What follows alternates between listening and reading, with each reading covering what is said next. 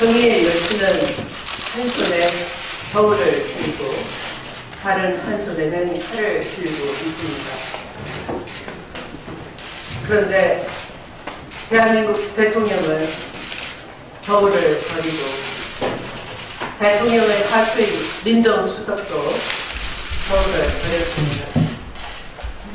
그들이 지휘하는 꼭두각시로 만든 권력의 시녀 검찰은 사람 잡는 물대포를 쏜 경찰, 살인 경찰에 대해서 그 잘못을 덮어주기 위해 부검 영장을 남발해 주고 있습니다.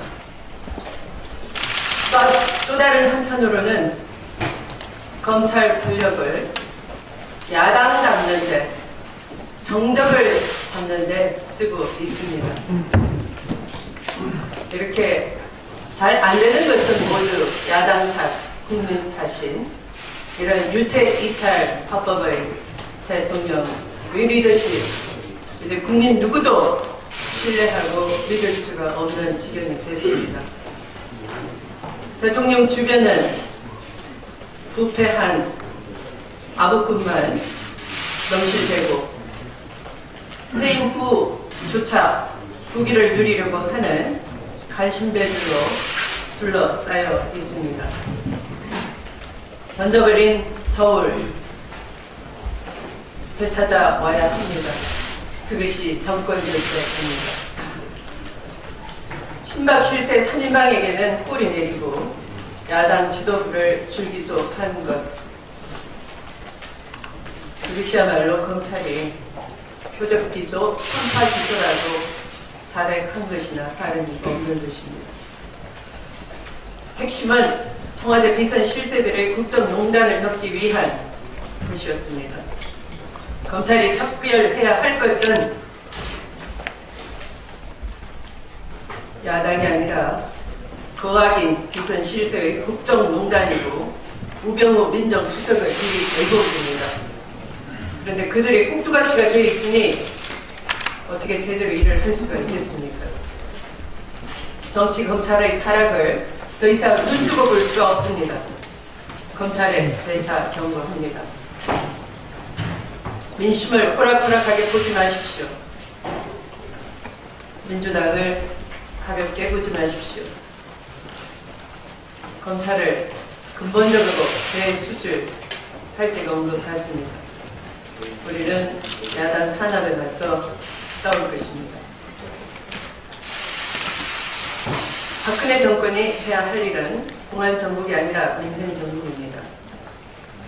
박근혜 정권 비선 실세들이 대기업의 발목을 비틀고 등골을 빼먹으면서 돈을 벌고 그것을 숨기려고 골몰하는 동안 국민들의 삶은 만신창이가 되어가고 있습니다. 가계부채 1257조를 넘어 서민 살림살이가 점점 어려워지고 있습니다. 정부가 담배세나 자동차세 같은 간접세를 올리고 월급쟁이들의 일지갑을 풀면서 국민적 조세 저항은 그야말로 폭발 직전입니다. 범칙금 과태료 이런 것이 박남춘 의원이 밝힌 국감자료에 의하면 2015년 기준 8천억 원이 넘는 것입니다. 담배세도 10조 원이 넘어섰습니다. 이런 식의 서민 공세 말고 법인세를 정상화하는 것이 국민을 위한 것입니다. 더 이상 법인세의 정상화는 성역이 아닙니다. 10대 기업이 쌓아놓고만 있는 사내 유보금만 해도 550조가 넘어섰습니다. 낙수 효과만으로는 경제가 살아날 수가 없습니다. 법인세의 정상화로 국민 고통을 함께 분담해야 합니다. 국가 재정은 심각하게 악화되고 투자와 고용도 국민들의 가계소득 증가도 없습니다. 이제는 부족한 세수를 서민과 국민이 채울 여력이 없다는 것입니다. 정부 여당은 더 이상 정부 정책의 실패를 국민에게 전가하지 말고 법인세의 정상화를 통해서 민생 경제가 살아나는 선순환 경제로 나아가야 할 것입니다. 가습기 살균제 피해자들의 고통이 끝나지 않았습니다. 지난 4일로 국회 내의 가습기 살균제 국정조사 특위는 종료되었지만 피해자들의 고통은 계속되고 있습니다. 희생자만 976명이 넘었습니다. 눈물과 한으로 먹는 피해자와 가족들에게는 가습기 특위는 마지막 희망이었습니다.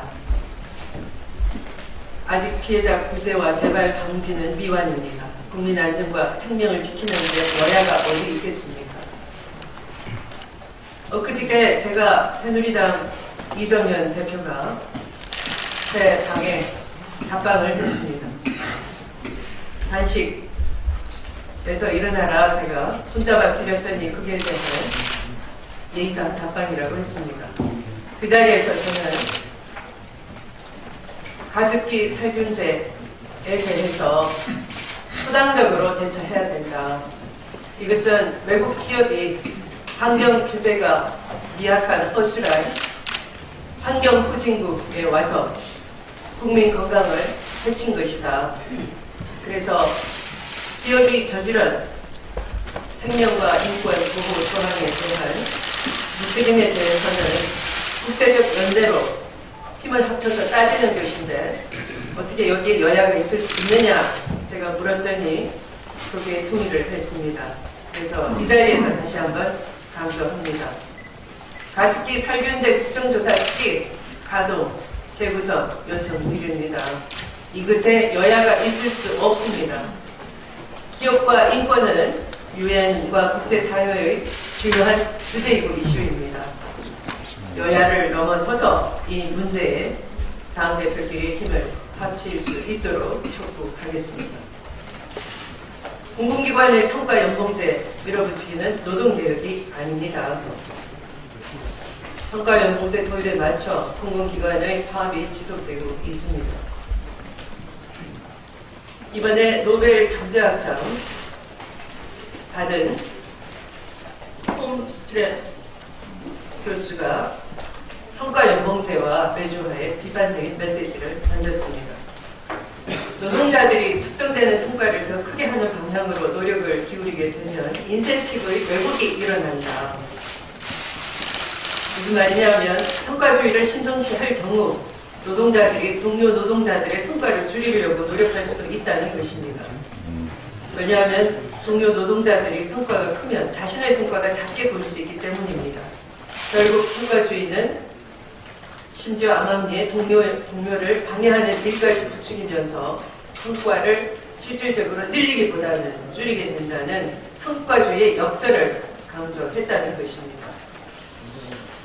그래서 정부는 불완전한 계약성과 연봉제, 공공서비스의 질을 떨어뜨릴 수 있는 그런 성과 연봉제가 아니라 우리 당이 제안한 노사정 사회적 대타 기부 속에서 제대로 생산적인 논의를 할 수 있게 해야 되겠습니다. 이상 말씀을 마칩니다.